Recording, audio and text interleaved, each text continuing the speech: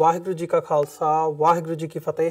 TV84 ਦੇ ਸਾਰੇ ਦਰਸ਼ਕ ਤੇ ਸਰੋਤੇ ਜਿਹੜੇ ਸਾਡੇ ਨਾਲ ਇਸ ਵਕਤ ਨਾਰਥ ਅਮਰੀਕਾ ਦੇ ਵਿੱਚੋਂ ਜੁੜੇ ਹੋਏ ਆ ਜਾਂ ਫਿਰ ਸੋਸ਼ਲ ਮੀਡੀਆ ਦੇ ਰਾਹੀਂ ਦੁਨੀਆ ਭਰ ਦੇ ਵਿੱਚ ਸਾਨੂੰ ਦੇਖ ਰਹੇ ਆ, ਉਹਨਾਂ ਸਾਰਿਆਂ ਦਾ ਮੈਂ ਅਮਰਵੀਰ ਸਿੰਘ ਅੱਜ ਇਸ ਪ੍ਰੋਗਰਾਮ ਦੇ ਵਿੱਚ ਤਹਿ ਦਿਲੋਂ ਸਵਾਗਤ ਕਰਦਾ। ਵਿਊਅਰਸ, ਅੱਜ ਜਦੋਂ ਅਸੀਂ ਗੱਲ ਕਰ ਰਹੇ ਹਾਂ ਤਾਂ ਬੀਤੀ ਲੰਘੀ 12 ਫਰਵਰੀ ਨੂੰ ਅਸੀਂ ਦੇਖਿਆ ਕਿ ਪੰਜਾਬ ਦੇ ਵਿੱਚ ਖਾਸ ਤੌਰ ਤੇ ਦੁਨੀਆ ਭਰ ਦੇ ਵਿੱਚ ਸੰਤ ਜਰਨੈਲ ਸਿੰਘ ਖਾਲਸਾ ਪਿੰਡਰਾਂ ਵਾਲਿਆਂ ਦਾ ਜਿਹੜਾ ਜਨਮ ਦਿਹਾੜਾ ਹੈਗਾ ਉਹ ਮਨਾਇਆ ਗਿਆ। ਸੰਤਾਂ ਦੀ ਸੋਚ ਨੂੰ ਦੁਬਾਰਾ ਫਿਰ ਦੁਨੀਆ ਤੱਕ, ਪੰਜਾਬ ਦੇ ਲੋਕਾਂ ਤੱਕ, ਸਿੱਖ ਕੌਮ ਤੱਕ ਪਹੁੰਚਾਉਣ ਦੀ ਇੱਕ ਕੋਸ਼ਿਸ਼ ਕੀਤੀ ਗਈ ਹੈ। ਉਹਨਾਂ ਦੀ ਜਿਹੜੀ ਲੈਗੇਸੀ ਹੈਗੀ ਹੈ ਉਹਨੂੰ ਦੁਹਰਾਇਆ ਗਿਆ।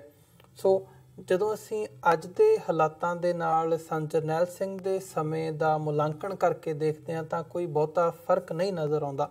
ਜਿਵੇਂ ਉਹਨਾਂ ਨੇ ਐਗਜ਼ਾਮਪਲਸ ਦੇ ਕੇ ਉਹ ਕਰਨਾ ਕਿ ਕਿਵੇਂ ਅੱਜ ਸਿੱਖ ਕੌਮ ਇੱਕ ਗੁਲਾਮ ਕੌਮ ਦੇ ਵਜੋਂ ਆਪਣੀ ਜਿਹੜੀ ਜ਼ਿੰਦਗੀ ਹੈਗੀ ਹੈ ਉਹ ਬਤੀਤ ਕਰ ਰਹੀ ਹੈ, ਉੱਦਾਂ ਦੇ ਹੀ ਹਾਲਾਤ ਅੱਜ ਵੀ ਨਜ਼ਰ ਆਉਂਦੇ ਨੇ। ਉਹਦੀ ਇੱਕ ਸੱਜਰੀ ਉਦਾਹਰਣ ਜਿਹੜੀ ਹੈਗੀ ਹੈ ਸਾਡੇ ਸਾਹਮਣੇ ਹੈ ਕਿ ਨਵਾਂ ਸ਼ਹਿਰ ਦੀ ਅਦਾਲਤ ਦੇ ਵੱਲੋਂ 3 ਸਿੱਖ ਨੌਜਵਾਨਾਂ ਨੂੰ ਉਮਰ ਕੈਦ ਦਿੱਤੀ ਗਈ ਹੈ। ਉਹਨਾਂ 'ਤੇ ਐਕਟ ਲਾਇਆ ਗਿਆ ਕਿ ਇਹਨਾਂ ਨੇ ਸਟੇਟ ਦੇ ਖਿਲਾਫ ਜੰਗ ਦਾ ਐਲਾਨ ਕੀਤਾ ਤੇ ਮਿਲਿਆ ਉਹਨਾਂ ਦੇ ਕੋਲੋਂ ਸਿਰਫ ਤੇ ਸਿਰਫ ਮਹਿਜ਼ ਲਿਟਰੇਚਰ ਸੀ। ਜਦੋਂ ਇਹ ਐਗਜ਼ਾਮਪਲ ਦੇਖਦੇ ਹਾਂ ਤਾਂ ਇਹਦੇ ਖਿਲਾਫ ਸਿੱਖ ਕੌਮ ਦੇ ਵੱਲੋਂ ਪ੍ਰੋਟੈਸਟ ਵੀ ਕੀਤਾ ਗਿਆ। ਅੱਜ ਸਿੱਖ ਜਥੇਬੰਦੀਆਂ ਵੱਲੋਂ ਨਵਾਂ ਸ਼ਹਿਰ ਦੀ ਉਸੇ ਅਦਾਲਤ ਦੇ ਬਾਹਰ ਪ੍ਰੋਟੈਸਟ ਜਿਹੜਾ ਹੈਗਾ ਉਹ ਉਲੀਕਿਆ ਗਿਆ ਸੀ, ਜਿਹਦੇ ਵਿੱਚ ਵੱਡੀ ਗਿਣਤੀ ਦੇ ਵਿੱਚ ਸਿੱਖ ਸੰਗਤਾਂ ਨੇ ਸ਼ਮੂਲੀਅਤ ਵੀ ਕੀਤੀ ਹੈ। ਸੋ ਅੱਜ ਅਸੀਂ ਇਸ ਸਾਰੇ ਘਟਨਾਕ੍ਰਮ ਬਾਰੇ, ਇਹਨਾਂ ਹਾਲਾਤਾਂ ਬਾਰੇ ਹੀ ਵਿਚਾਰ ਚਰਚਾ ਕਰਾਂਗੇ। ਇਸ ਸਾਰੀ ਗੱਲਬਾਤ ਦੇ ਲਈ ਅੱਜ ਸਾਡੇ ਨਾਲ ਟੋਰਾਂਟੋ ਤੋਂ ਮੀਡੀਆ ਪਰਸਨੈਲਿਟੀ ਸਰਦਾਰ ਹਰਪ੍ਰੀਤ ਸਿੰਘ ਸਾਡੇ ਨਾਲ ਫੋਨ ਲਾਈਨ 'ਤੇ ਬਣੇ ਨੇ। ਆਓ ਉਹਨਾਂ ਨਾਲ ਮਿਲ ਕੇ ਅੱਜ ਦੀ ਵਿਚਾਰ ਚਰਚਾ ਦੀ ਸ਼ੁਰੂਆਤ ਕਰਦੇ ਹਾਂ। ਹਰਪ੍ਰੀਤ ਸਿੰਘ ਜੀ, ਤੁਹਾਡਾ ਸਵਾਗਤ ਹੈ ਜੀ। ਵਾਹਿਗੁਰੂ ਜੀ ਕਾ ਖਾਲਸਾ ਵਾਹਿਗੁਰੂ ਜੀ ਕੀ ਫਤਿਹ। ਹਾਂਜੀ ਜੀ, ਬਹੁਤ ਬਹੁਤ ਧੰਨਵਾਦ। ਔਰ TV84 ਦੇ ਉੱਤੇ ਵੱਖਰੇ ਵੱਖਰੇ ਮਾਧਿਅਮਾਂ ਰਾਹੀਂ ਜੁੜੇ ਜਿੰਨੇ ਵੀ ਸਾਡੇ ਸਰੋਤੇ ਨੇ ਜਾਂ ਸਾਡੇ ਦਰਸ਼ਕ ਨੇ, ਉਹਨਾਂ ਸਭ ਨੂੰ ਵਾਹਿਗੁਰੂ ਜੀ ਕਾ ਖਾਲਸਾ ਵਾਹਿਗੁਰੂ ਜੀ ਕੀ ਫਤਿਹ। ਭਾਈ ਸਾਹਿਬ, ਸਭ ਤੋਂ ਪਹਿਲਾਂ ਹਰਪ੍ਰੀਤ ਸਿੰਘ ਜੀ, ਸੰਤ ਜਰਨੈਲ ਸਿੰਘ ਖਾਲਸਾ ਪਿੰਡਰਾਂ ਵਾਲਿਆਂ ਦੀ ਜਿਹੜੀ ਲੈਗੇਸੀ ਹੈਗੀ ਹੈ, ਉਹਨਾਂ ਦੀ ਵਿਰਾਸਤ ਹੈ, ਉਹਨਾਂ ਦੀ ਸੋਚ ਹੈਗੀ ਹੈ, ਉਹਦੇ 'ਤੇ ਗੱਲਬਾਤ ਉੱਥੋਂ ਸ਼ੁਰੂਆਤ ਕਰੀਏ। ਕਿਵੇਂ ਉਹ ਜਿਹੜੇ ਹਾਲਾਤ ਸੀ 1970ਵਿਆਂ ਜਾਂ 80ਵਿਆਂ ਦੀ ਜਦੋਂ ਅਸੀਂ ਗੱਲ ਕਰਦੇ ਹਾਂ ਤਾਂ ਅੱਜ ਵੀ ਉਦਾਂ ਦੇ ਹੀ ਹਾਲਾਤ ਜਿਹੜੇ ਨੇ ਉਹ ਨਜ਼ਰ ਆਉਂਦੇ ਨੇ। ਜਿਹੜਾ ਤਸ਼ੱਦਦ ਸੀ ਕੌਮ ਦੇ ਉੱਤੇ, ਕਾਨੂੰਨ ਦੀ ਜਦੋਂ ਇੰਪਲੀਮੈਂਟੇਸ਼ਨ ਹੁੰਦੀ ਹੈ ਉਹਦੇ ਵਿੱਚ ਜਿਹੜੇ ਦੋਹਰੇ ਮਾਪਦੰਡ ਹੁੰਦੇ ਨੇ। ਸੰਤ ਜਰਨੈਲ ਸਿੰਘ ਐਗਜ਼ਾਮਪਲਸ ਦੇ ਕੇ ਕੋਟ ਕਰਦੇ ਸੀ ਕਿ ਕਿਵੇਂ ਜਿਹੜੀ ਵੱਧ ਗਿਣਤੀ ਹੈਗੀ ਹੈ ਉਹਦੇ ਲਈ ਜਿਹੜੀ ਕਾਨੂੰਨ ਹੈ ਉਹ ਵੱਖਰਾ ਹੈ, ਅਤੇ ਜਦੋਂ ਸਿੱਖਾਂ ਦੀ ਵਾਰੀ ਆਉਂਦੀ ਹੈ ਜਾਂ ਘੱਟ ਗਿਣਤੀਆਂ ਦੀ ਵਾਰੀ ਆਉਂਦੀ ਹੈ ਤੇ ਉੱਥੇ ਕਾਨੂੰਨ ਦੀ ਜਿਹੜੀ ਪਰਿਭਾਸ਼ਾ ਹੈਗੀ ਹੈ ਉਹ ਬਦਲ ਜਾਂਦੀ ਹੈ। ਸੋ ਉੱਥੋਂ ਗੱਲਬਾਤ ਦੀ ਸ਼ੁਰੂਆਤ ਕਰੀਏ। ਉਹਨਾਂ ਦੀ ਲੈਗੇਸੀ ਬਾਰੇ ਅੱਜ ਜਦੋਂ ਅਸੀਂ ਦੇਖਦੇ ਹਾਂ ਤਾਂ ਕੀ ਮਹਿਸੂਸ ਕਰਦੇ ਹੋ, ਜਾਂ ਇਹਨਾਂ ਦਿਨਾਂ ਦੇ ਵਿੱਚ ਜਦੋਂ ਨੌਜਵਾਨ ਪੀੜ੍ਹੀ ਵੀ ਸੰਤ ਜਰਨੈਲ ਸਿੰਘ ਖਾਲਸਾ ਪਿੰਡਰਾਂ ਵਾਲਿਆਂ ਨੂੰ ਯਾਦ ਕਰਦੀ ਹੈ ਤਾਂ ਕੀ ਨਜ਼ਰ ਆਉਂਦਾ? ਹਾਂਜੀ ਵੀਰ ਜੀ, ਜਿਹੜੀ ਤੁਸੀਂ ਗੱਲ, ਪਹਿਲਾਂ ਤਾਂ ਮੈਂ ਇਹ ਜਿੰਨੇ ਸਾਡੇ ਸਿੱਖ ਨੇ ਜਾਂ ਜਿਹੜੇ ਇਨਸਾਫ ਦੇ ਨਾਲ ਜਾਂ ਆਪਣੇ ਹੱਕਾਂ ਦੇ ਨਾਲ ਪਾਬੰਦ ਨੇ, ਜਿਨ੍ਹਾਂ ਨੂੰ ਆਪਣੇ ਹੱਕਾਂ ਦੇ ਨਾਲ ਪਿਆਰ ਆ, ਜਿਹਨੂੰ ਮਨੁੱਖਤਾ ਦੇ ਨਾਲ ਪਿਆਰ ਆ, ਜਿਨ੍ਹਾਂ ਨੇ 12 ਫਰਵਰੀ ਨੂੰ ਸੰਤ ਬਾਬਾ ਜਰਨੈਲ ਸਿੰਘ ਜੀ ਖਾਲਸਾ ਪਿੰਡਰਾਂ ਵਾਲਿਆਂ ਦੀ ਜਿਹੜਾ ਜਨਮ ਦਿਨ ਮਨਾਇਆ, ਉਹਨਾਂ ਸਾਰਿਆਂ ਨੂੰ ਮੈਂ ਮੁਬਾਰਕਾਂ ਦਿੰਦਾ ਇਸ ਗੱਲ ਦਾ ਕਿ ਸਾਡੀ ਜ਼ਿੰਦਗੀ ਦੇ ਵਿੱਚ ਅਸੀਂ ਖੁਸ਼ ਨਸੀਬ ਹਾਂ ਕਿ ਅਸੀਂ ਆਪਣੀ ਜ਼ਿੰਦਗੀ ਦੇ ਵਿੱਚ ਇਹੋ ਜਿਹੀ ਜਿਹੜੀ ਸ਼ਖਸੀਅਤ ਆ, ਉਹਦੀ ਸ਼ਖਸੀਅਤ ਦਾ ਜਿਹੜਾ ਨਿੱਘ ਆ ਉਹ ਮਾਣਿਆ।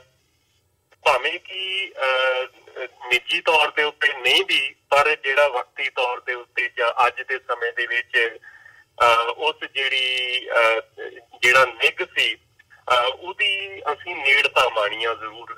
ਇਹ ਗੱਲ ਦੇ ਵਿੱਚ ਸਾਨੂੰ ਕੋਈ ਸ਼ੱਕ ਨਹੀਂ, ਕਿਉਂਕਿ ਅਜੇ ਵੀ ਉਸ ਗੱਲ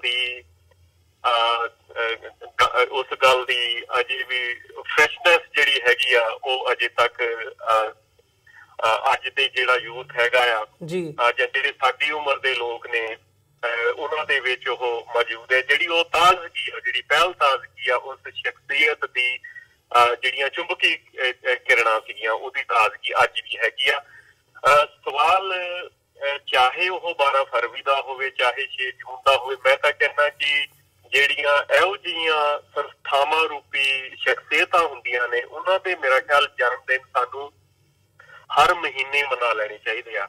ਸਾਨੂੰ 17 ਅਗਸਤ ਨੂੰ ਵੀ ਮਨਾਉਣਾ ਚਾਹੀਦਾ, ਸਾਨੂੰ 12 ਫਰਵਰੀ ਨੂੰ ਵੀ ਮਨਾਉਣਾ ਚਾਹੀਦਾ, ਸਾਨੂੰ 19 ਜਨਵਰੀ ਨੂੰ ਵੀ ਮਨਾ ਲੈਣਾ ਚਾਹੀਦਾ, ਤਾਂ ਕਿ ਉਹ ਜਿਹੜੀਆਂ ਉਹਨਾਂ ਦੇ ਕਾਰਨਾਮੇ ਸੀ ਉਹ ਤਾਜ਼ਾ ਰਹਿ ਸਕਣ। ਹੁਣ ਜਦੋਂ ਅਸੀਂ ਇਹ ਗੱਲ ਕਰਦੇ ਹਾਂ ਨਾ ਕਿ ਕਿਸੇ ਸ਼ਖਸੀਅਤ ਨੂੰ, ਕਿਸੇ ਇਵੈਂਟ ਨੂੰ, ਕਿਸੇ ਸਾਕੇ ਨੂੰ ਯਾਦ ਕਰਨਾ, ਤੇ ਯਾਦ ਕਰਨ ਦਾ ਮਤਲਬ ਸਿਰਫ ਇਹ ਨਹੀਂ ਹੁੰਦਾ ਕਿ ਉਸ ਸਾਕੇ ਦੇ ਵਿੱਚ ਵਰਤਿਆ ਕੀ ਸੀ ਉਹਨੂੰ ਯਾਦ ਕਰ ਲਈਏ, ਪਰ ਉਸ ਸਾਕੇ ਤੋਂ ਜਾਂ ਉਸ ਸ਼ਖਸੀਅਤ ਤੋਂ ਸਾਨੂੰ ਪ੍ਰੇਰਨਾ ਕੀ ਮਿਲਦੀ ਆ ਅੱਜ ਦੇ ਸਮੇਂ ਦੇ ਵਿੱਚ। ਮੈਨੂੰ ਲੱਗਦਾ ਕਿ ਇਹ ਬਹੁਤ ਜ਼ਿਆਦਾ ਇੰਪੋਰਟੈਂਸ ਹੈਗੀ ਆ ਜੀ ਹੋ ਜਾਂਦੀ। ਹੁਣ ਜਿਹੜੀਆਂ ਸੰਤਾਂ ਵਰਗੀਆਂ, ਹੁਣ ਤੁਸੀਂ ਜੇ ਇੱਕ ਨਾਂ ਲਾਉਂਗੇ, ਚਾਹੇ ਤੁਸੀਂ ਕਹਿ ਲਓ ਗਿਆਨੀ ਸੰਤ ਬਾਬਾ ਜਰਨੈਲ ਸਿੰਘ ਜੀ ਖਾਲਸਾ ਭਿੰਡਰਾਂ ਵਾਲੇ, ਚਾਹੇ ਉਹਨਾਂ ਨੂੰ ਕਹਿ ਲਓ ਸ਼ਹੀਦ ਗਿਆਨੀ ਸੰਤ ਜਰਨੈਲ ਸਿੰਘ ਜੀ ਖਾਲਸਾ ਭਿੰਡਰਾਂ ਵਾਲੇ, ਉਹਦੇ 'ਚ ਚਾਹੇ ਗਿਆਨ ਪੱਖੋਂ ਗਿਆਨੀ, ਸ਼ਹਾਦਤ ਪੱਖੋਂ ਸ਼ਹੀਦ, ਤੇ ਸੰਤ ਦੇ ਪੱਖੋਂ ਜੋ ਉਹਨਾਂ ਦੇ ਵਿੱਚ ਜਿਹੜੇ ਰੂਹਾਨੀਅਤ ਦੇ ਜਿਹੜੇ ਵਰਤਾਰੇ ਸੀ, ਰੂਹਾਨੀਅਤ ਦੇ ਜਿਹੜੇ ਝਲਕਾਰੇ ਸੀ, ਉਹਨਾਂ ਝਲਕਾਰਿਆਂ ਦੇ ਕਰਕੇ ਜੇ ਅਸੀਂ ਉਹਨਾਂ ਨੂੰ ਐਜ਼ ਸੰਤ ਵੀ ਜਾਣਦੇ ਹਾਂ ਤੇ ਕੋਈ ਬਹੁਤ ਅਤਕਥਨੀ ਨਹੀਂ ਹੈਗੀ ਸੰਤਾਂ ਦੇ ਵਿੱਚ। ਔਰ ਉਹਨਾਂ ਦਾ ਜੋ ਨਾਂ ਜਰਨੈਲ ਸਿੰਘ, ਇਹ ਕੁਦਰਤੀ ਤੌਰ ਦੇ ਉੱਤੇ ਪਤਾ ਨਹੀਂ ਇਹ ਕੁਦਰਤ ਨੇ ਕਿਹੋ ਜਿਹੀਆਂ ਗਿਣਤੀਆਂ ਮਿਣਤੀਆਂ ਕੀਤੀਆਂ ਕਿ ਇਹ ਜਿਹੜੀਆਂ ਸਾਰੀਆਂ ਤਸ਼ਬੀਹਾਂ ਨੇ, ਇਹ ਜਿਹੜੀਆਂ ਸਾਰੀਆਂ ਪ੍ਰੀਫਿਕਸ ਨੇ ਜਾਂ ਸੁਫਿਕਸ ਨੇ ਉਸ ਨਾਂ ਦੇ ਨਾਲ, ਉਹ ਸਾਰੇ ਸੰਤਾਂ ਦੀ ਜਿਹੜੀ ਪਰਸਨੈਲਿਟੀ ਦੇ ਨਾਲ ਸਿੰਕਰੋਨਾਈਜ਼ ਕਰਦੇ ਨੇ। ਸਾਰੀਆਂ ਦੀਆਂ ਸਾਰੀਆਂ ਇੱਕ ਤਰਕ ਸੰਗਤਾ ਬਣਦੀ ਆ ਸੰਤਾਂ ਦੇ ਨਾਂ ਦੇ ਨਾਲ, ਸੰਤਾਂ ਦੀ ਜਿਹੜੇ ਕਾਰਨਾਮੇ ਸੀ ਉਹਨਾਂ ਦੇ ਨਾਲ ਆਪਸ ਦੇ ਵਿੱਚ ਇੱਕ ਜੋੜ ਜਿਹੜਾ ਹੈਗਾ ਉਹ ਹੋ ਨਿਭਦਾ। ਹੁਣ ਸੰਤਾਂ ਦੀ ਜਦੋਂ ਅਸੀਂ ਇਹ ਗੱਲ ਕਰਦੇ, ਚਾਹੇ ਕਿ ਉਹਨਾਂ ਦੀ ਜਿਹੜੀ ਲਾਈਮਲਾਈਟ ਦੇ ਵਿੱਚ ਜਿਹੜਾ ਉਹ ਰਹੇ ਨੇ, ਉਹ ਸਿਰਫ 5-6 ਸਾਲ ਰਹੇ ਨੇ 1978 ਤੋਂ ਲੈ ਕੇ 1984 ਤੱਕ, ਚਾਹੇ ਕਿ ਉਹ ਜਿਹੜਾ ਸੀਗਾ ਉਹ ਐਪੀਟੋਮ ਸੀਗਾ, ਜਾਂ ਉਹ ਜਿਹੜਾ ਸੀਗਾ ਇੱਥੇ ਉਹਨਾਂ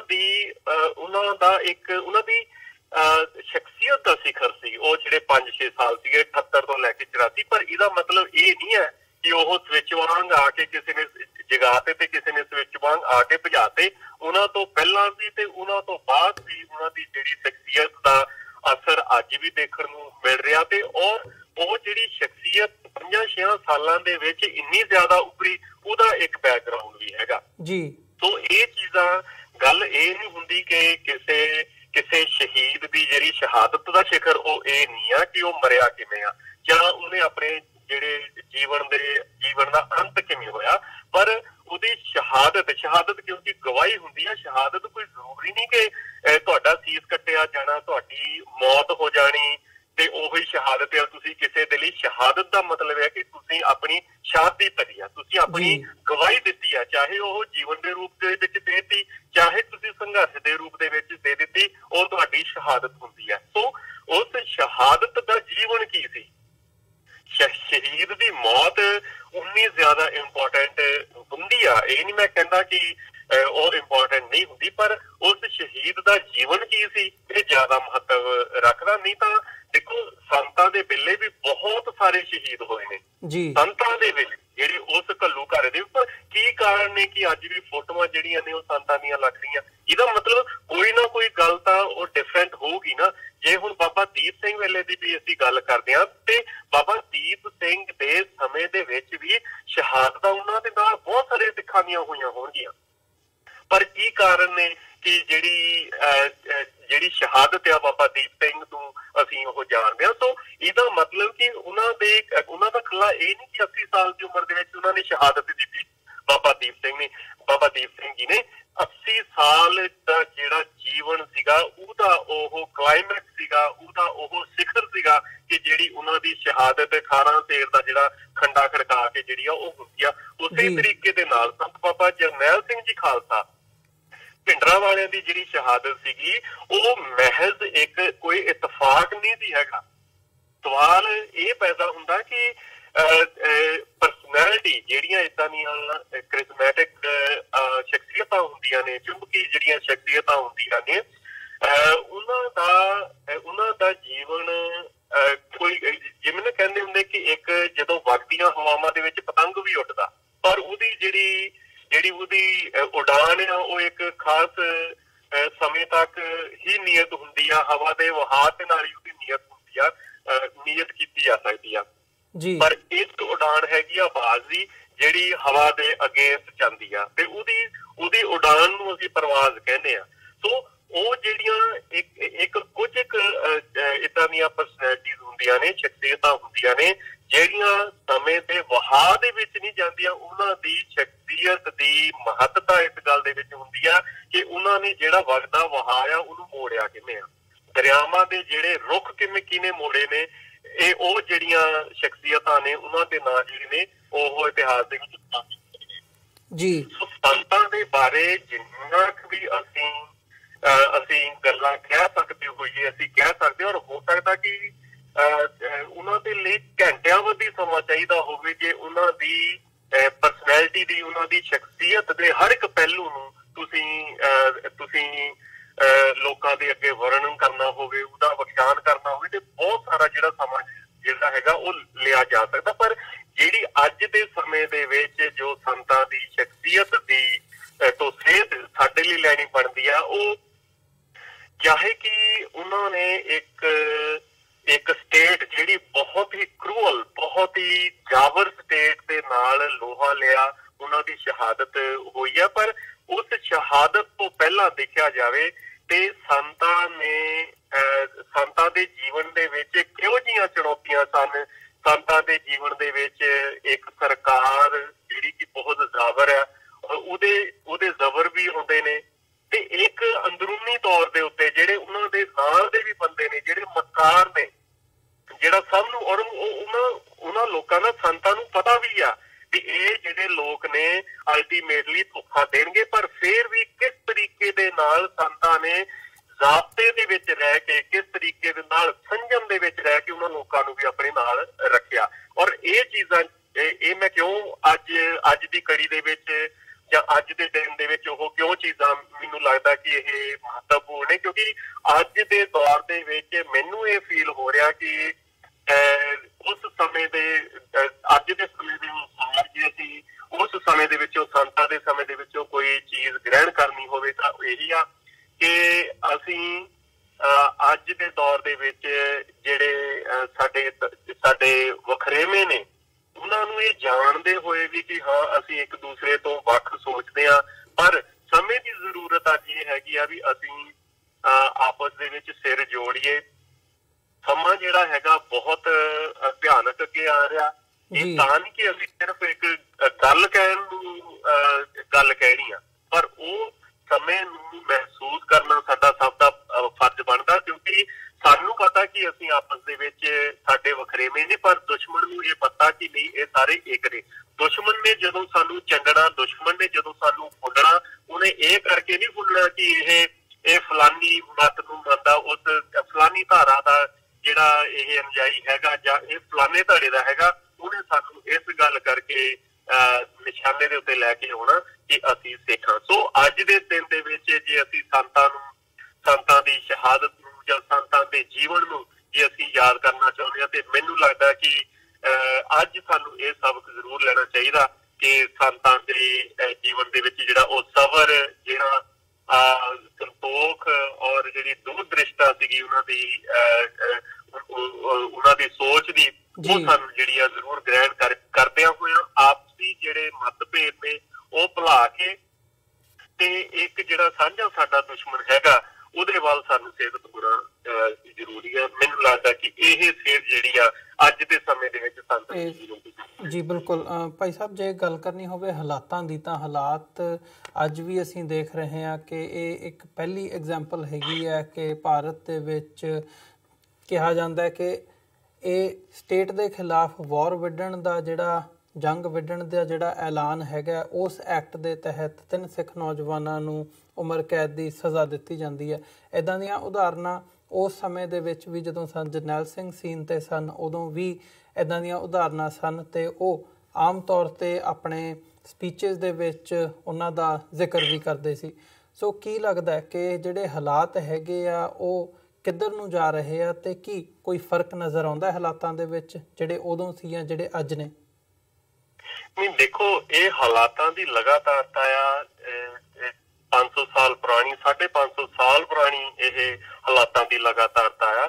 ਹਾਂ, ਸਿਰਫ ਤਾਰੀਖਾਂ ਬਦਲੀਆਂ ਨੇ, ਸਾਧਨ ਬਦਲੇ ਨੇ, ਪਰ ਜਿਹੜੀਆਂ ਮੋਟਿਵਸ ਨੇ ਦੁਸ਼ਮਣ ਦੇ, ਉਹਦੀ ਸੋਚ ਦੇ ਜਿਹੜੇ ਮੋਟਿਵਸ ਨੇ ਉਹ ਸੇਮ ਨੇ। ਚਾਹੇ ਉਹ ਗੁਰੂ ਨਾਨਕ ਸਾਹਿਬ ਵੇਲੇ ਸੀਗੇ, ਚਾਹੇ ਉਹ ਬਾਬਾ ਬੰਦਾ ਸਿੰਘ ਬਹਾਦਰ ਵੇਲੇ ਸੀਗੇ, ਚਾਹੇ ਸੰਤ ਬਾਬਾ ਜਰਨੈਲ ਸਿੰਘ ਖਾਲਸਾ ਭਿੰਡਰਾਂ ਵਾਲਿਆਂ ਵੇਲੇ ਸੀਗੇ, ਚਾਹੇ ਈਵਨ 1947 ਤੋਂ ਬਾਅਦ ਵੀ ਜੋ ਦੁਸ਼ਮਣ ਦੇ ਜਿਹੜੇ ਪੈਂਤੜੇ ਨੇ ਉਹ ਸੇਮ ਰਹੇ ਨੇ। ਔਰ ਉਹੀ ਜਿਹੜੇ ਪੈਂਤੜਿਆਂ ਦੀ ਲਗਾਤਾਰਤਾ ਜਿਹੜੀ ਆ ਉਹ ਅੱਜ ਸਾਨੂੰ ਇੱਕ ਸਪਸ਼ਟ ਰੂਪ ਦੇ ਵਿੱਚ ਪ੍ਰਗਟ ਹੋ ਕੇ ਸਾਡੇ ਸਾਹਮਣੇ ਆਈ ਆ। ਇਹ ਕੋਈ ਕੱਲੀ ਕਹਿਰੀ ਸਾਡੇ ਅੱਗੇ ਉਦਾਹਰਣ ਨਹੀਂ ਹੈਗੀ ਵੀ ਅਸੀਂ ਕਹੀਏ ਵੀ ਉਹ ਇੱਕ ਪ੍ਰਸ਼ਾਸਨ ਆ ਉਹ 70 ਸਾਲ ਬਾਅਦ ਸੁੱਤਾ, ਉਹਨੂੰ ਇੱਕਦਮ ਉਹਦੀ ਜਿਹੜੀ ਦੁਸ਼ਮਣੀ ਦੀ ਭੁੱਖ ਆ ਇੱਕਦਮ ਉਜਾਗਰ ਹੋਈ। ਨਹੀਂ, ਇਵੇਂ ਕੁਝ ਨਹੀਂ ਹੈਗਾ। ਜੇ ਤੁਸੀਂ ਪੁਰਾਣੇ ਸਮੇਂ 1984 ਤੋਂ ਵੀ ਲੈ ਕੇ ਚੱਲਦੇ ਆ, ਚਾਹੇ ਉਹ ਭਾਈ ਹਰਿੰਦਰ ਸਿੰਘ ਜਿੰਦਾ, ਭਾਈ ਸੁਖਦੇਵ ਸਿੰਘ ਸੁੱਖਾ, ਭਾਈ ਕੇਹਰ ਸਿੰਘ, ਉਹਨਾਂ ਨੂੰ ਜਿਹੜੀ ਫਾਂਸੀ ਦੀ ਸਜ਼ਾ ਹੋਣੀ, ਜਾਂ ਭਾਈ ਸਤਵੰਤ ਸਿੰਘ, ਚਲੋ ਮੰਨ ਵੀ ਲੈਂਦੇ ਆ ਕਿ ਭਾਈ ਸਤਵੰਤ ਸਿੰਘ ਨੇ ਉਹ ਜਿਹੜਾ ਕਾਰਾ ਉਹਨੂੰ ਕਬੂਲਿਆ, ਤੇ ਉਹ ਕਿਸੇ ਵੀ ਜਿਹੜੀ ਕਾਨੂੰਨ ਦੀ ਧਾਰਾ ਦੇ ਵਿੱਚ ਕਾਨੂੰਨ ਦੀ ਜਿਹੜੀ ਜੂਰਿਸਪ੍ਰੂਡੈਂਸ ਹੈਗੀ ਆ ਉਹਦੇ ਵਿੱਚ ਆਉਂਦੀ ਆ ਕਿ ਹਾਂ ਉਹ ਦੋਸ਼ੀ ਆ ਤੇ ਉਹਨੂੰ ਸਜ਼ਾਵਾਂ ਇਹ ਹੋ ਜਾਣੀਆਂ ਚਾਹੀਦੀਆਂ। ਪਰ ਜਦੋਂ ਅਸੀਂ ਇਹ ਗੱਲਾਂ ਕਰਦੇ ਹਾਂ, ਇੱਕ ਪੈਰਲਲ, ਇੱਕ ਆਪਸ ਦੇ ਵਿੱਚ ਜਦੋਂ ਕੰਪੈਰੀਜ਼ਨ ਕਰਦੇ ਹਾਂ ਕਿ ਇੱਕ ਪਾਸੇ ਤੁਸੀਂ ਭਾਈ ਕੇਹਰ ਸਿੰਘ ਹੁਣਾਂ ਦਾ ਕੇਸ ਲੈ ਲਓ, ਇੱਕ ਪਾਸੇ ਤੁਸੀਂ ਭਾਈ ਦਵਿੰਦਰਪਾਲ ਸਿੰਘ ਭੁੱਲਰ ਹੁਣਾਂ ਦਾ ਕੇਸ ਲੈ ਲਓ, ਦੂਸਰੇ ਪਾਸੇ ਬਜਰੰਗੀ ਬਾਬੂਆਂ ਦਾ ਕੇਸ ਲੈ ਲਓ, ਸ਼੍ਰੀਕਾਂਤ ਪੁਰੋਹਿਤ ਦਾ ਕੇਸ ਲੈ ਲਓ, ਪ੍ਰਗਿਆ ਭਾਰਤੀ ਦਾ ਕੇਸ ਲੈ ਲਓ, ਅਸੀਮਾਨੰਦ ਦਾ ਤੁਸੀਂ ਕੇਸ ਲੈ ਲਓ। ਹੁਣ ਅਸੀਮਾਨੰਦ ਦੇ ਕੇਸ ਦੇ ਵਿੱਚ ਉਹਨੂੰ ਜਿਹੜੀ ਆ ਕੋਈ ਸਜ਼ਾ ਨਹੀਂ ਹੁੰਦੀ, ਬਾਵਜੂਦ ਇਸਦੇ ਕਿ ਉਹਦੇ ਹੈਂਡ ਰਿਟਨ ਜਿਹੜਾ ਆ ਆਪ ਲਿਖ ਕੇ ਆਪਣੀ ਕਨਫੈਸ਼ਨਲ ਸਟੇਟਮੈਂਟ ਦਿੱਤੀ ਆ।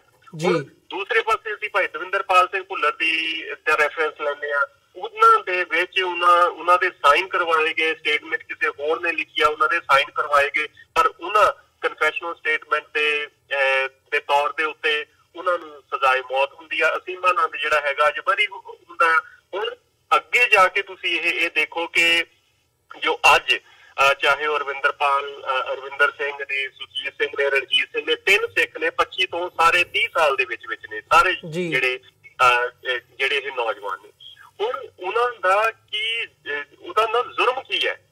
ਕਿਸੇ ਦੇ ਉੱਤੇ ਇਹ ਕਹਿਤਾ ਇਹਨੂੰ 30,000 ਰੁਪਇਆ ਮਿਲਿਆ, ਉਹਨੂੰ 40,000 ਰੁਪਇਆ ਦਿੱਤਾ, ਉਹਨੂੰ 20,000 ਰੁਪਇਆ ਦਿੱਤਾ, ਤੇ ਇਹ ਸਟੇਟ ਦੇ ਅਗੇਂਸਟ ਵਾਰ ਜਿਹੜੀ ਆ ਉਹ ਕਰਨ ਜਾ ਰਹੇ ਸੀਗੇ। ਜਾਂ ਇਹਨਾਂ ਦੇ ਲਿਟਰੇਚਰ ਜਾਂ ਪੋਸਟਰ ਜਿਹੜੇ ਨੇ ਉਹ ਫੜੇ ਗਏ ਨੇ। ਲੋ ਜੀ, ਉਹਨਾਂ ਨੇ ਖਾਲਿਸਤਾਨ ਬਣਾ ਦੇਣਾ ਸੀਗਾ। ਮੈਂ ਹੁਣ ਇਹ ਸਵਾਲ ਇਹ ਕਰਦਾ ਉਹ ਬੰਦੇ ਜਿਨ੍ਹਾਂ ਦੇ ਦਿਮਾਗ ਕੰਮ ਕਰਦੇ ਨੇ, ਮੈਂ ਇਹ ਨਹੀਂ ਕਰਦਾ ਜਿਹੜੇ ਹਿੰਦੁਸਤਾਨੀ ਨੇ, ਇਹੋ ਜਿਹੇ ਸਵਸਥ ਵੀ ਹਿੰਦੁਸਤਾਨੀ ਨੇ ਜਿਨ੍ਹਾਂ ਦੇ ਦਿਮਾਗ ਦੇ ਵਿੱਚ ਤੂੜੀ ਭਰੀ ਪਈ ਆ, ਉਹਨਾਂ ਦਾ ਦਿਮਾਗ ਕੰਮ ਹੀ ਨਹੀਂ ਕਰਦਾ। ਮੈਂ ਉਹਨਾਂ ਨੂੰ ਇਹ ਸਵਾਲ ਨਹੀਂ ਕਰਦਾ, ਮੈਂ ਇਹ ਸਵਾਲ ਕਰਦਾ ਜਿਨ੍ਹਾਂ ਦੇ ਦਿਮਾਗ ਥੋੜੇ ਬਹੁਤੇ ਕੰਮ ਕਰਦੇ ਨੇ ਕਿ ਕੀ 30-40 ਹਜ਼ਾਰ ਰੁਪਈਏ ਦੇ ਨਾਲ ਕੀ ਉਹਨਾਂ ਨੇ ਏਦਾਂ ਅਰਜਨ ਟੈਂਕ ਲੈ ਆਉਣਾ ਸੀਗਾ ਵੀ ਜਿਹਦੇ ਨਾਲ ਇਹਨਾਂ ਨੇ ਜਾ ਕੇ ਇਹਨਾਂ ਦੀ ਸੰਸਦ ਢਾ ਦੇਣੀ ਸੀਗੀ। ਕੋਈ ਤੁਸੀਂ ਲੌਜਿਕ, ਤੁਹਾਨੂੰ ਕੋਈ ਇੰਨੀ ਕੁ ਤਾਂ ਤੁਸੀਂ ਸਮਝ ਰੱਖੋ ਨਾ। ਤੁਸੀਂ ਜੇ ਜੱਜ ਬਣਦੇ ਹੋ ਤੇ ਜੱਜ ਬਣਨ ਦੇ ਵੀ ਕੁਛ ਇੱਕ ਪ੍ਰੀਰਿਕਵਿਜ਼ਿਟ ਹੁੰਦੇ ਨੇ, ਕੁਛ ਉਹਨਾਂ ਦੀਆਂ ਸ਼ਰਤਾਂ ਹੁੰਦੀਆਂ ਨੇ ਵੀ ਤੁਹਾਨੂੰ ਤੇ ਲਿਖਤੀ ਅਸਲਤਾ ਹੋਵੇ। ਪਰ ਜਿਹੜੇ ਬੰਦਿਆਂ ਦੇ ਦਿਮਾਗ ਦੇ ਵਿੱਚ ਭਰੀ ਨਫ਼ਰਤ ਆ, ਉਹਨਾਂ ਦੇ ਕੋਲ ਤੁਸੀਂ ਇਹੋ ਜਿਹੇ ਫੈਸਲਿਆਂ ਦੀ ਹੀ ਉਡੀਕ ਕਰ ਸਕਦੇ ਹੋ, ਇਹੋ ਜਿਹੇ ਫੈਸਲਿਆਂ ਨੂੰ ਹੀ ਐਕਸਪੈਕਟ ਕਰ ਸਕਦੇ ਹੋ ਤੁਸੀਂ। ਔਰ ਉਹ ਫੈਸਲਾ ਜਿਹੜਾ ਹੈਗਾ ਆ ਇਸ ਜੱਜ ਨੇ, ਇਸ ਤਵਸਵੀ ਜੱਜ ਨੇ ਜਿਹੜਾ ਉਹ ਦਿੱਤਾ। ਔਰ ਬੜੀ ਸਿਤਮਜ਼ਰੀਫੀ ਦੀ ਗੱਲ ਇਹ ਆ ਕਿ ਜਿਹੜਾ ਇੱਕ ਵੱਡਾ ਭਾਈਚਾਰਾ ਜਿਹੜਾ ਸਾਨੂੰ ਆਪਣੇ ਆਪ ਨੂੰ ਜੀ ਮੋਹ ਮਾਰਦਾ ਰਿਸ਼ਤਾ ਕਹਿ ਕੇ ਜਦੋਂ ਸਾਡੇ ਸਿਰ ਦਵਾਉਣੇ ਹੁੰਦੇ ਆ ਸਰਹੱਦਾਂ ਦੇ ਉੱਤੇ, ਉਦੋਂ ਅਸੀਂ ਮੋਹ ਮਾਰਦੇ ਰਿਸ਼ਤੇਦਾਰ ਇਹ ਬਣ ਜਾਂਦੇ ਨੇ। ਪਰ ਅੱਜ ਜਦੋਂ ਉਹਨਾਂ ਨੂੰ ਇਹ ਦਿਖ ਰਿਹਾ ਕਿ ਭਾਈ ਇਹ ਬਿਲਕੁਲ ਨਾਜਾਇਜ਼ ਜਿਹੜੀ ਹੈਗੀ ਆ ਤੁਸੀਂ ਸਜ਼ਾ ਦੇ ਰਹੇ ਹੋ। ਹੁਣ ਭਾਰਤ ਦੇ ਸੰਵਿਧਾਨ ਦੇ ਵਿੱਚ ਆਪਣੇ ਸੰਵਿਧਾਨ ਦੀ ਉਸ ਖਿਤਾਬ ਦੀ ਗੱਲ ਕਰਦੇ ਨੇ ਤੇ ਸੰਵਿਧਾਨ ਦੇ ਵਿੱਚ ਮੈਨੂੰ ਕੋਈ ਵੀ ਇਹਨਾਂ ਦਾ ਜਿਹੜਾ ਭਾਰਤੀ ਹੈਗਾ ਉਹ ਮੈਨੂੰ ਇਹ ਦੱਸ ਦੇਵੇ ਕਿ ਹਿੰਦੁਸਤਾਨ ਕਿੱਥੇ ਹੈ। ਜੇ ਹਿੰਦੁਸਤਾਨ ਦੀ ਗੱਲ ਕਰਨਾ ਜੁਰਮ ਨਹੀਂ ਹੈਗਾ ਤੇ ਫਿਰ ਖਾਲਿਸਤਾਨ ਦੀ ਗੱਲ ਕਰਨਾ ਜੁਰਮ ਕਿਉਂ ਹੈ? ਕਿ ਉਹ ਹਿੰਦੂਆਂ ਦਾ ਮੁਲਕ ਹੈ। ਜੇ ਅਸੀਂ ਇਹ ਕਹਿੰਦੇ ਆ ਕਿ ਜੇ ਸਿੱਖ ਆਪਣਾ ਖਾਲਿਸਤਾਨ ਬਣਾਉਣਾ ਚਾਹੁੰਦੇ ਨੇ, ਜੇ ਅਸੀਂ ਇਹ ਵੀ ਕਹਿੰਦੇ ਆ ਵੀ ਸਿੱਖ ਜਿਹੜੇ ਆ ਉਸੇ ਮੁਲਕ 'ਚ ਰਹਿਣਾ ਚਾਹੁੰਦੇ ਆ, ਹੁਣ ਸਵਾਲ ਇਹ ਆ ਕਿ ਕੀ ਉਹ ਮੁਲਕ ਹਿੰਦੂਆਂ ਦਾ ਠੇਕਾ ਲਿਆ ਵੀ ਉਹ ਮੁਲਕ ਉਹਨਾਂ ਦਾ ਆ? ਵੀ ਜੇ ਕੋਈ ਵੀ ਹਿੰਦੂ ਤੋਂ ਵੀ ਹਰ ਤੀਸਰੇ ਦਿਨ ਇਹ ਕਹਿ ਦਿੰਦੇ ਆ ਵੀ 2021 ਦੇ ਵਿੱਚ ਅਸੀਂ ਹਿੰਦੂ ਰਾਸ਼ਟਰ ਬਣਾਉਣਾ, ਇਹਦਾ ਮਤਲਬ ਕੀ ਆ? ਕਿ ਉਹ ਜਿਹੜੀਆਂ ਇਹ ਗੱਲਾਂ ਨੇ ਔਰ ਉਹ ਕੱਲੀਆਂ ਗੱਲਾਂ ਕਰਦੇ ਨਹੀਂ ਹੈਗੇ, ਉਹਨਾਂ ਗੱਲਾਂ ਤੋਂ ਕਰਨ ਤੋਂ ਬਾਅਦ ਜੋ ਹਿੰਸਾ ਉਹ ਸਾਡੇ ਸਾਹਮਣੇ ਆ, ਕਦੀ ਉਹਨਾਂ ਦੀ ਮੌਬ ਲਿੰਚਿੰਗ ਹੁੰਦੀ ਆ, ਕਦੀ ਕਿਸੇ ਪੁਲਿਸ ਆਫੀਸਰ ਦਾ ਕਤਲ ਕਰ ਦਿੱਤਾ ਜਾਂਦਾ, ਕਦੀ ਕਿਸੇ ਉਸ ਬੰਦੇ ਦਾ ਕਤਲ ਕਿਸੇ ਸਕਾਲਰ ਦਾ ਕਤਲ ਕਰ ਦਿੱਤਾ ਜਾਂਦਾ। ਇਹਨਾਂ ਗੱਲਾਂ ਨੂੰ ਮੁੱਖ ਰੱਖ ਕੇ ਕਿ ਤਾਂ ਵੀ ਜਿਹੜੇ ਵੀ ਉਹਨਾਂ ਦੇ ਆਪੋਜ਼ਿਟ ਵਿਚਾਰ ਨੇ, ਜਿਹੜੀ ਵੀ ਉਹਨਾਂ ਦੀ ਡਿਸੈਂਟ ਹੈਗੀ ਆ, ਜਿਹੜਾ ਉਹਨਾਂ ਦਾ ਵਿਰੋਧ ਆ, ਉਹਨੂੰ ਕੁਚਲਿਆ ਜਾ ਸਕੇ। ਪਰ ਇਹਨਾਂ ਤਿੰਨਾਂ ਦੇ ਮਾਮਲੇ ਦੇ ਵਿੱਚ ਤਾਂ ਉਹ ਵੀ ਕੋਈ ਗੱਲ ਨਹੀਂ ਆਉਂਦੀ ਕਿ ਕਿਤਾਬਾਂ ਰੱਖਣਾ। ਸਾਡੇ ਹੁਣ ਦਰਬਾਰ ਜੋ ਦਰਬਾਰ ਸਾਹਿਬ ਕੰਪਲੈਕਸ ਦੇ ਵਿੱਚ ਜਿਹੜਾ ਅਜਾਇਬ ਘਰ ਬਣਿਆ, ਕਿ ਭਾਈ ਸੁਖਦੇਵ ਸਿੰਘ ਬੱਬਰ ਦੀ ਤਸਵੀਰ ਉੱਥੇ ਨਹੀਂ ਹੈਗੀ? ਕਿ ਸੰਤ ਬਾਬਾ ਜਰਨੈਲ ਸਿੰਘ ਖਾਲਸਾ ਭਿੰਡਰਾਂਵਾਲੇ ਦੀ ਉੱਥੇ ਤਸਵੀਰ ਨਹੀਂ ਹੈਗੀ? ਜੇ ਉਹਨਾਂ ਦੀ ਤਸਵੀਰ ਹੈਗੀ ਹੈ ਤੇ ਇਹਨਾਂ ਤਿੰਨਾਂ ਸਿੰਘਾਂ ਨੇ ਵੀ ਉਹ ਤਸਵੀਰਾਂ ਰੱਖੀਆਂ ਸੀ ਤੇ ਕਿੱਦਾਂ ਗੁਨਾਹ ਸੀਗਾ? ਹੁਣ ਕੀ ਇਹ ਸਟੇਟ ਦੱਸੇਗੀ ਸਾਨੂੰ ਵੀ ਹਾਂ ਭਾਈ ਤੁਸੀਂ ਗਾਂਧੀ ਦੀਆਂ ਫੋਟੋਆਂ ਹਾਂ। ਹੁਣ ਅੱਗੇ ਇੱਕ ਹੋਰ ਚੀਜ਼ ਦੇਖੋ, ਗਾਂਧੀ ਦੀ ਫੋਟੋ ਨੂੰ ਗੋਲੀ ਮਾਰਨ ਵਾਲਿਆਂ ਦੇ ਲਈ ਕੋਈ ਇਹਨਾਂ ਦੇ ਕੋਲ ਕੋਈ ਦੇਸ਼ ਧਰੋਹ ਦਾ ਮਸਲਾ ਨਹੀਂ ਹੈਗਾ, ਕੋਈ ਇਹਨਾਂ ਦੇ ਕੋਲ ਕੇਸ ਨਹੀਂ ਚੱਲਦੇ ਹੈਗੇ, ਜਿਹਨੂੰ ਇਹ ਆਪਣਾ ਰਾਸ਼ਟਰੀ ਪਿਓ ਮੰਨਦੇ ਨੇ, ਰਾਸ਼ਟਰੀ ਬਾਪੂ ਮੰਨਦੇ ਨੇ। ਪਰ ਜਿਹੜਾ ਬੰਦਿਆਂ ਨੇ ਇਸੇ ਕੜੀ ਦੀ ਇੱਕ ਹੋਰ ਅੱਗੇ ਤੁਸੀਂ ਇਹ ਦੇਖੋ ਕਿ ਕੱਲਾ ਪੰਜਾਬ ਦੇ ਵਿੱਚ ਨਹੀਂ, ਹੁਣ ਅਲੀਗੜ੍ਹ ਮੁਸਲਿਮ ਯੂਨੀਵਰਸਿਟੀ ਦੇ ਵਿੱਚ ਜਿਹੜਾ ਇਹਨਾਂ ਦਾ ਆਪਣਾ ਆਰਨਵ ਗੋਸਵਾਮੀ ਦਾ, ਸਭ ਨੂੰ ਪਤਾ ਕਿ ਆਰਨਵ ਗੋਸਵਾਮੀ ਕੀ ਹੈਗਾ, ਉਹਦਾ ਜਿਹੜਾ ਚੈਨਲ ਆ, ਮੈਨੂੰ ਨਹੀਂ ਲੱਗਦਾ ਕਿ ਕਿਸੇ ਮੱਛੀ ਬਾਜ਼ਾਰ ਤੋਂ ਜ਼ਿਆਦਾ ਕੁਝ ਹੋਰ ਹੈਗਾ। ਕੋਈ ਵੀ ਉਹਨੇ ਡਿਬੇਟ ਕਰਨੀ ਆ, ਡਿਬੇਟ ਦੇ ਵਿੱਚ ਉਹਨੇ ਤੁਸੀਂ ਇਹ ਦੇਖ ਲਓ ਵੀ ਫਿਸ਼ ਮਾਰਕੀਟ ਉਹਦੀ ਬਣੀ ਪਈ ਹੁੰਦੀ ਆ, ਕਿਸੇ ਨੂੰ ਗੱਲ ਨਹੀਂ ਕਰਨ ਦਿੱਤੀ ਜਾਂਦੀ ਹੈਗੀ, ਕਿਸੇ ਨੂੰ ਆਪਣਾ ਵਿਚਾਰ ਨਹੀਂ ਰੱਖਣ ਦਿੱਤਾ ਜਾਂਦਾ, ਆਪਣੇ ਵਿਚਾਰ ਜਿਹੜੇ ਨੇ ਉਹ ਠੋਤੇ ਜਾਂਦੇ ਨੇ। ਹੁਣ ਅਲੀਗੜ੍ਹ ਮੁਸਲਿਮ ਯੂਨੀਵਰਸਿਟੀ ਦੇ ਵਿੱਚ ਉਹਨਾਂ ਲੋਕਾਂ ਨੇ, ਉਹ ਜਿਹੜੇ ਸਟੂਡੈਂਟਸ ਨੇ, ਉਹਨਾਂ ਨੇ ਸਿਰਫ ਰਿਪਬਲਿਕ ਟੀਵੀ ਦੀ ਜਿਹੜੀ ਉੱਥੇ ਐਂਕਰ ਸੀ ਜਾਂ ਜਿਹੜੇ ਉੱਥੇ ਪੱਤਰਕਾਰ ਸੀ, ਉਹਨਾਂ ਦਾ ਵਿਰੋਧ ਕੀਤਾ। ਕਿ ਇਹ ਵਿਰੋਧ ਕਰਨਾ, ਉਹਨਾਂ ਦਾ ਵਿਰੋਧ ਕਰਨਾ ਕਿ ਰਾਸ਼ਟਰ ਦਾ ਵਿਰੋਧ ਹੋ ਗਿਆ? ਕਿਸ ਤਰੀਕੇ ਦੇ ਨਾਲ ਕਹਿ ਦਿੰਦੇ ਆ ਕਿ ਦੇਸ਼ ਧਰੋਹ? ਕਿਹੜਾ ਦੇਸ਼ ਧਰੋਹ? ਕਿ ਰਿਪਬਲਿਕ ਚੈਨਲ ਜਿਹੜਾ ਹੈਗਾ ਉਹ ਦੇਸ਼ ਹੈ ਉਹਨਾਂ ਦਾ? ਪਰ ਉਹਦੇ ਉੱਤੇ ਕੋਈ ਵਿਚਾਰ ਨਹੀਂ, ਉਹਦੇ ਉੱਤੇ ਕੋਈ ਜਿਹੜਾ ਨਹੀਂ ਹੋਣਾ। ਪਰ ਉਹਨਾਂ ਨੂੰ, ਬੰਦਿਆਂ ਨੂੰ, ਉਹਨਾਂ ਦੇ ਸਿਰ ਦੇ ਉੱਤੇ, ਉਹਨਾਂ ਦੇ ਮੂੰਹ ਦੇ, ਉਹਨਾਂ ਦੇ ਮੱਥੇ ਦੇ ਉੱਤੇ ਇਹ ਚੇਪੀ ਚਮਕਾਤੀ ਗਈ ਆ ਵੀ ਲੋ ਜੀ ਇਹ ਦੇਸ਼ ਧਰੋਹੀ ਨੇ। ਸੋ ਇਹ ਜਿਹੜਾ ਵਰਤਾਰਾ, ਇਹ ਪੈਨ ਇੰਡੀਆ ਵਰਤਾਰਾ ਹੈਗਾ, ਜਿਹਦਾ ਹੱਲ ਸਿਰਫ ਮੈਨੂੰ ਇਹ ਲੱਗਦਾ ਕਿ ਜਿੰਨੀ ਦੇਰ ਤੱਕ ਲੋਕੀ ਉੱਠਦੇ ਨਹੀਂ ਆਪਣੀ ਆਜ਼ਾਦੀ ਦੇ ਲਈ, ਹੱਕਾਂ ਦੀ ਗੱਲ ਹੁਣ ਪਰਾਂ ਹੋ ਗਈ ਹੈ, ਜਿੰਨੀ ਦੇਰ ਤੱਕ ਸਾਰੇ ਲੋਕ ਆਪਣੀ ਆਜ਼ਾਦੀ ਦੇ ਲਈ ਉੱਠਦੇ ਨਹੀਂ, ਉਨੀ ਦੇਰ ਤੱਕ ਇਹੋ ਜਿਹੇ ਜਿਹੜੇ ਕਾਰੇ, ਇਹ ਨਾ ਸੋਚੋ ਕਿ ਇਹ ਅਰਵਿੰਦਰ ਸਿੰਘ ਹੁਣਾਂ ਦੇ ਨਾਲ, ਸੁਰਜੀਤ ਸਿੰਘ ਹੁਣਾਂ ਨਾਲ, ਰਣਜੀਤ ਸਿੰਘ ਹੁਣਾਂ ਨਾਲ ਹੋਣੀਆਂ ਜਾਂ ਜੱਗੀ ਜੌਲ ਵਰਗੇ ਬੰਦਿਆਂ ਦੇ ਨਾਲ ਹੀ ਹੋਣੀਆਂ। ਹੋ ਸਕਦਾ ਕਿ ਕੱਲ ਨੂੰ ਇਹੀ ਜਿਹੜੀ ਗੱਲ ਹੈਗੀ ਆ ਉਹ ਸਾਡੇ ਪਰਿਵਾਰ ਤੇ ਵੀ ਕਿਤੇ ਡਿੱਗੇ। ਹੁਣ ਇਹ ਨਾ ਹੋਵੇ ਕਿ ਅਸੀਂ ਉਹ ਗੱਲ ਆਪਣੇ ਪਰਿਵਾਰ ਦੇ ਉੱਤੇ ਡਿੱਗਣ ਦੀ ਜਿਹੜੀ ਆ ਉਡੀਕ ਕਰੀਏ। ਪਰ ਖੁਸ਼ੀ ਵਾਲੀ ਮੈਨੂੰ ਇਹ ਗੱਲ ਲੱਗਦੀ ਹੈ ਕਿ ਜਿਸ ਤਰੀਕੇ ਦੇ ਨਾਲ, ਦੇਖੋ ਜਿਹੜੀ ਚੀਜ਼ ਪੋਜ਼ਿਟਿਵ ਆ, ਮੈਨੂੰ ਲੱਗਦਾ ਕਿ ਉਹਦੀ ਸਾਨੂੰ ਪ੍ਰਸ਼ੰਸਾ ਵੀ ਕਰਨੀ ਚਾਹੀਦੀ ਆ। ਜਿਸ ਤਰੀਕੇ ਦੇ ਨਾਲ ਸਭ ਤੋਂ ਪਹਿਲਾਂ ਮੈਨੂੰ ਇਹ ਲੱਗਦਾ ਕਿ ਇਹਦੇ ਬਾਰੇ ਕਾਮਰੇਡ ਜਿਹੜੇ ਨੇ ਉਹ ਲਾਮਬੰਦ ਹੋਏ ਨੇ, ਸਾਡੇ ਜਿਹੜੇ ਵਿਦਿਆਰਥੀ ਨੇ ਉਹ ਲਾਮਬੰਦ ਹੋਏ ਨੇ, ਜਿਹੜੀਆਂ ਸਾਡੀਆਂ ਪੰਥਕ ਜਥੇਬੰਦੀਆਂ ਨੇ ਉਹ ਲਾਮਬੰਦ ਹੋਈਆਂ ਨੇ ਇਸ ਕੇਸ ਦੇ ਬਾਰੇ, ਜਿਹੜੀ ਚੀਜ਼ ਬਹੁਤ ਵਧੀਆ। ਹਾਂ, ਜਿਹੜੇ ਬਾਦਲਾਂ ਵਰਗੇ ਦਲਾਲ ਨੇ, ਜਿਨ੍ਹਾਂ ਦੇ ਉੱਤੇ ਕੋਈ ਆਸ ਰੱਖਣੀ, ਮਤਲਬ ਕਿ ਸਾਡੀ ਬੇਵਕੂਫੀ ਹੋਊਗੀ ਜੇ ਅਸੀਂ ਇਹਨਾਂ ਲੋਕਾਂ ਦੇ ਉੱਤੇ ਕੋਈ ਆਸ ਰੱਖਾਂਗੇ। ਹਾਂ, ਉਹਨਾਂ ਦੇ ਅਜੇ ਵੀ ਸਿਰਾਂ ਦੇ ਉੱਤੇ ਕੋਈ ਜੂੰ ਸਰਕੀ ਨਹੀਂ ਹੈਗੀ, ਕੰਨ ਦੇ ਉੱਤੇ ਕੋਈ ਜੂੰ ਸਰਕੀ ਨਹੀਂ ਹੈਗੀ। ਤੇ ਮੈਨੂੰ ਲੱਗਦਾ ਪਰ ਜਿਹੜੀਆਂ ਨੁੱਕੜ ਪਾਰਟੀਆਂ ਹੈਗੀਆਂ, ਜੇ ਇਹ ਇਕੱਠੀਆਂ ਹੁੰਦੀਆਂ ਨੇ, ਘੱਟੋ ਘੱਟ ਆਵਾਜ਼ ਜਿਹੜੀ ਹੈਗੀ ਆ ਉਹ ਜ਼ਰੂਰ ਬੁਲੰਦ ਹੋ ਰਹੀ ਆ। ਮੈਨੂੰ ਲੱਗਦਾ ਕਿ ਆਉਣ ਵਾਲੇ ਸਮੇਂ ਦੇ ਵਿੱਚ ਇਸ ਚੀਜ਼ ਨੂੰ ਮੁੱਖ ਰੱਖ ਕੇ ਇੱਕ ਲਹਿਰ ਜਿਹੜੀ ਹੈਗੀ ਆ ਉਹ ਬਣਾਈ ਜਾਵੇ, ਤਾਂ ਵੀ ਇਹੋ ਜਿਹੀਆਂ ਜਿਹੜੀਆਂ ਕਾਰਵਾਈਆਂ, ਇਹੋ ਜਿਹੀਆਂ ਬੇਹੂਦਾ ਕਾਰਵਾਈਆਂ ਜਿਹੜੀਆਂ ਹੈਗੀਆਂ ਵੈਸੇ ਮੈਂ ਇਹਨੂੰ ਹਮੇਸ਼ਾ ਜਿਹੜੀਆਂ ਅਦਾਲਤਾਂ ਨੇ ਇਹਨਾਂ ਨੂੰ ਹਮੇਸ਼ਾ ਚਕਲਾ ਅਦਾਲਤਾਂ ਕਹਿਣਾ, ਜਿਹਦੇ ਵਿੱਚ ਕਾਨੂੰਨ ਹਰ ਰੋਜ਼ ਨੰਗਾ ਕੀਤਾ ਜਾਂਦਾ ਇਹਨਾਂ ਦੇ ਵਕੀਲਾਂ ਦੁਆਰਾ, ਇਹਨਾਂ ਦੇ ਜੱਜਾਂ ਦੁਆਰਾ ਇਹੋ ਜਿਹੀਆਂ ਜੱਜਮੈਂਟਾਂ ਦੇ ਕੇ। ਜੀ ਬਿਲਕੁਲ ਹਰਪ੍ਰੀਤ ਸਿੰਘ ਜੀ, ਤੁਹਾਡਾ ਬਹੁਤ ਬਹੁਤ ਧੰਨਵਾਦ। ਸਾਡਾ ਸਮਾਂ ਨਹੀਂ ਇਜਾਜ਼ਤ ਦਿੰਦਾ ਗੱਲਬਾਤ ਨੂੰ ਹੋਰ ਅੱਗੇ ਤੋਰੀਏ, ਪਰ ਇੱਕ ਗੱਲ ਜ਼ਰੂਰ ਬਣਦੀ ਹੈ, ਜਿਵੇਂ ਤੁਸੀਂ ਕਿਹਾ ਕਿ ਲੋਕਾਂ ਨੂੰ ਆਪ ਉੱਠਣ ਦੀ ਲੋੜ ਹੈਗੀ ਹੈ। ਜਦੋਂ ਲੋਕ ਉਭਾਰ ਆਵੇਗਾ, ਆਪਣੀ ਆਜ਼ਾਦੀ ਦੇ ਲਈ ਲੋਕ ਉੱਠਣਗੇ, ਤਾਂ ਹੀ ਇਹਨਾਂ ਇਹ ਜਿਹੜੀ ਸਾਰੇ ਹਾਲਾਤ ਹੈਗੇ ਆ ਉਹ ਤਬਦੀਲ ਕੀਤੇ ਜਾ ਸਕਦੇ ਆ, ਬਦਲੇ ਜਾ ਸਕਦੇ ਆ। ਸੋ ਅੱਜ ਦੇ ਸ਼ੋਅ ਦੇ ਵਿੱਚ ਇੱਥੇ ਤੁਹਾਡੇ ਕੋਲੋਂ ਇਜਾਜ਼ਤ ਚਾਹਾਂਗੇ ਜੀ। ਬਹੁਤ ਬਹੁਤ ਧੰਨਵਾਦ। ਫਤਿਹ ਦੀ ਸਾਂਝ ਪਾਈਏ ਅੰਤ ਦੇ ਵਿੱਚ। ਵਾਹਿਗੁਰੂ ਜੀ ਕਾ ਖਾਲਸਾ, ਵਾਹਿਗੁਰੂ ਜੀ ਕੀ ਫਤਿਹ। ਜੀ ਵੀਰ ਜੀ, ਬਹੁਤ ਬਹੁਤ ਧੰਨਵਾਦ। ਔਰ ਮੈਂ ਇੱਕ ਮਾਫੀ ਵੀ ਮੰਗਾਂਗਾ ਕਿ ਮੈਨੂੰ ਪਤਾ ਕਿ ਮੈਂ ਕਈ ਵਾਰ ਸ਼ਬਦਾਂ ਦੀ ਚੋਣ ਜਿਹੜੀ ਹੈਗੀ ਆ ਉਹ ਮਤਲਬ ਕਿ ਇੱਕ ਕਿਸੇ ਪਲੇਟਫਾਰਮ ਦੇ ਹਿਸਾਬ ਦੇ ਨਾਲ ਮੈਂ ਉਹ ਨਹੀਂ ਕਰਦਾ, ਪਰ ਕੀ ਕੀਤਾ ਜਾਵੇ, ਹਾਲਾਤ ਹੀ ਕੁਝ ਇਹੋ ਜਿਹੇ ਨੇ, ਹਾਲਾਤ ਹੀ ਕੁਝ ਇਹੋ ਜਿਹੇ ਬਣਾਤੇ ਗਏ ਨੇ ਕਿ ਉਹਨਾਂ ਸ਼ਬਦਾਂ ਤੋਂ ਬਗੈਰ ਕੋਈ ਹੋਰ ਸ਼ਬਦ ਜਿਹੜੇ ਨੇ ਉਹ ਮਨ ਦੇ ਵਿੱਚ ਆਉਂਦੇ ਵੀ ਨਹੀਂ ਕਿ ਇਹਨਾਂ ਸ਼ਬਦਾਂ ਦਾ ਬਦਲ ਜਿਹੜਾ ਹੈਗਾ ਉਹ ਕੀ ਦਿੱਤਾ ਜਾਵੇ। ਸੋ ਮੈਂ ਇਹ ਵੀ ਇਸ ਗੱਲ ਦੀ ਮਜ਼ਾਕਤ, ਮੈਂ ਮਾਫੀ ਵੀ ਚਾਹਾਂਗਾ ਆਪਣੇ ਸਰੋਤਿਆਂ ਤੋਂ ਜੇ ਕਿਸੇ ਨੂੰ ਇਸ ਤਰੀਕੇ ਦੇ ਨਾਲ ਮਹਿਸੂਸ ਹੋਇਆ ਹੋਵੇ। ਵਾਹਿਗੁਰੂ ਜੀ ਕਾ ਖਾਲਸਾ, ਵਾਹਿਗੁਰੂ ਜੀ ਕੀ ਫਤਿਹ। ਵਿਊਅਰਸ, ਉਮੀਦ ਕਰਦੇ ਹਾਂ ਕਿ ਜਿਹੜੀ ਅੱਜ ਦੀ ਸਾਡੀ ਇਹ ਗੱਲਬਾਤ ਸੀ ਤੁਹਾਨੂੰ ਜ਼ਰੂਰ ਪਸੰਦ ਆਈ ਹੋਵੇਗੀ। ਜਾਂਦੇ ਜਾਂਦੇ ਤੁਹਾਡੇ ਚਰਨਾਂ ਦੇ ਵਿੱਚ ਬੇਨਤੀ ਹੈ, ਇਸ ਪਲੇਟਫਾਰਮ ਨੂੰ ਅੱਗੇ ਵਧਾਉਣ ਦੇ ਲਈ ਸਾਨੂੰ ਤੁਹਾਡੀ ਸਹਾਇਤਾ ਦੀ ਲੋੜ ਹੈ।